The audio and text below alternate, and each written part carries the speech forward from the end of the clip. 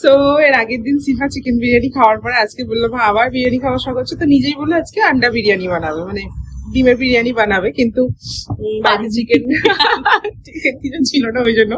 তো নিজে বললো আমি ডিনার আজকে প্রিপেয়ার করব, অনেক কিছু বলে টলে দেখলাম, শেষে ফুলকপি মটরশুটির একটা তরকারি করেছে, এগ কারি একটা করেছে, এটা আলু দেওয়া আছে, কারণ এটা মা রুটি দিয়ে করেছে। খাবে।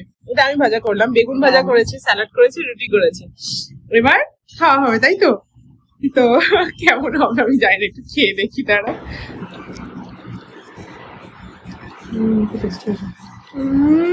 শিল্পা কি হয়েছে? তোকে ডাক্তার হতে হবে না, তুই একটা রেস্টুরেন্ট খুলছি আমি, তুই শেফ হ, হেড শেফ হ, ঠিক আছে?